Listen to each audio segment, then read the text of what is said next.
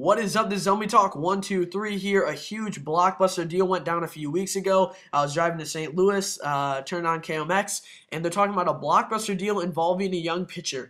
And here's what's so unusual about this. Most of the times, you don't see teams when they have cost-controlled, young, and very talented pitchers that they've drafted, that they've put money in to develop, and then you see them come through the major league team and pitch a year or two, and they show their potential.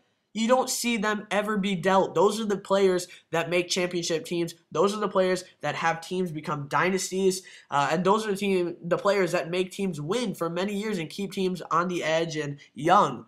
And to see a player like that be dealt is very surprising, especially when it was Michael Pineda. You see the Mariners, yes, they have a lot of young pitching talent, especially with Danny Holtzman, who they drafted last year. You got Charlie Furbish in that deal with Detroit. They did lose Doug Fister, and he was a very talented pitcher, though.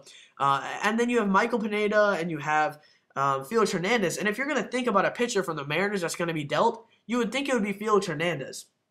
So anyway, before I get into this, the deal was done a few weeks ago, like I said before, but it was officially finalized today, and someone asked me to make a video on it, so I will, and I am right now. So let's get to it. Michael Pineda, look at him. He just turned 23 years old. His stats from last year, they're very, very good. I mean, if you remember the first half of the season, this guy is definitely up there for Rookie of the Year. He had like a 3.75 ERA, a high strikeout rate, over 9. I mean, he struck out a ton of guys in somewhat limited innings that he had, under 200. But I mean, this guy, he started 28 times, so he was relatively healthy pretty much the whole year. He battled for that rotation spot. He got it, and he's right behind Felix Hernandez. And you think he is cemented into that rotation for years to come.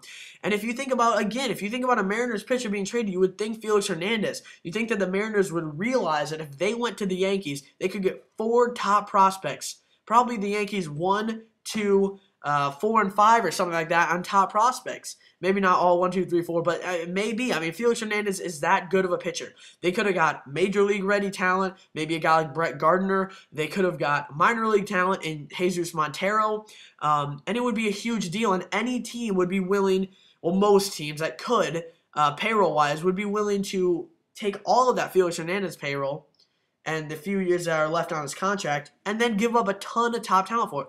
So the M's might end up having to trade Felix Hernandez. And they have a lot of young, good pitchers that in a year or two, if they trade Felix Hernandez and get a ton of minor leaguers, mostly hitting a few pitchers, I think it would be a great move because this is the worst offense in the league. In the majors, actually. They scored just over 500 runs. Awful. They had just over 100 home runs, and they were last in offensive categories pretty much all over the board. The signing of Sean Figgins looks terrible now. It looked, relatively good at the time, and if he would have been as good as he was in Anaheim, it would be a lot different offense. He's a table setter. But the fact is they just don't have that much power. And yes, Dustin Ackley is someone to be excited about, second base. Definitely for the future. It was a Rookie of the Year candidate, and you're going to be seeing him bat 3, 4, maybe even the 2 spot for many years to come. So what they do here in this deal, yes, they give up a 23-year-old top talent rotation for years, but I feel that they have enough young talent coming in where if they deal Michael Pineda and get the right offensive talent back, depending on how talented, obviously they have to get the right minor leaguers in this deal.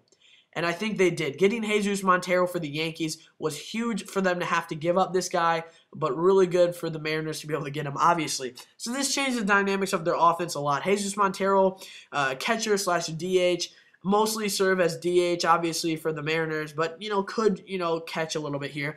But, I mean, this guy has an absolute, just a huge bat. One of the top prospects in baseball, the Yankees' top prospect, it seems like for many years. And Brian Cashman, he's been very conservative on having to deal this guy.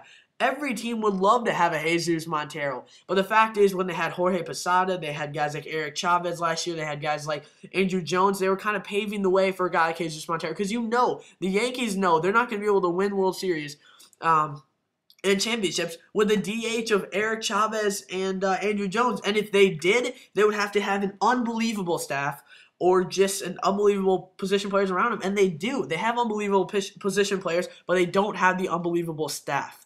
The A.J. Burnett signing, that didn't go well. We've seen Boston have some pretty bad rotation signings too. So for the Yankees to do what Boston couldn't do all offseason, do it in one day, solidifying the rotation, spending a little money, but not that much to be able to get the talents of Michael Pineda and Hiroki Kuroda to solidify that rotation was absolutely huge. Now, again, they have to give up Jesus Montero. Jesus Montero is going to be a very important piece for the Mariners in many years. He's going to be in that 4 spot, kind of right behind Dustin Ackley. You can just imagine him, and they're going to have a younger offense, a lot better offense. He could be 3-4 hitter, anywhere in that. So, I mean, this is a huge deal for the Mariners to be able to get this much talent.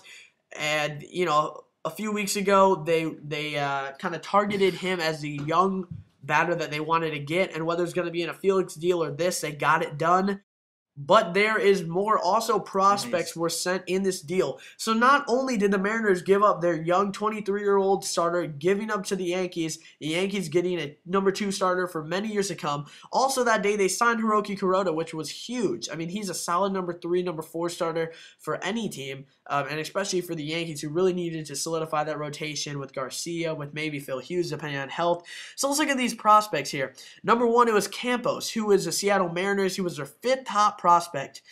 Someone said that if he was in the draft last year, he's a top 10 pick. And if you look at his numbers, his strikeout to walk ratio is almost 7-to-1 walk. He had a 2.32 ERA. He has great arm speed, and so he's pretty nasty. So this is obviously a great pick for the Yankees if he pans out. Getting him definitely an interesting pick there. So he could definitely turn out to be a reliever or starter. And then Noesi. The Seattle Mariners played a little safe. They get Noesi, who appeared actually in New York, major league and minor league level. He's only 25. He didn't have great numbers when he was in the major leagues, but he's definitely an interesting prospect and actually could definitely be in the Seattle Mariners rotation. Could fill in for Michael Pineda. I'm not saying he's going to be a number 2 starter, but remember, Safeco Field is a very pitcher's park. So obviously for the Mariners having those young pitchers, they're definitely going after more pitchers than hitters, but that's why it kind of makes this trade even more needy, because they need the offense. They can't just win from pitching. And yes, pitching wins ball games, but if you have the worst hitting in the major leagues, you're not going to win that many games. No matter how good your pitching is, you need some offense. It showed with the Giants. I mean, if they would have had an amazing offensive team, they would probably be one of the best teams, or if not, the best team in majors. And they already are. They already are a very good team because of their pitching.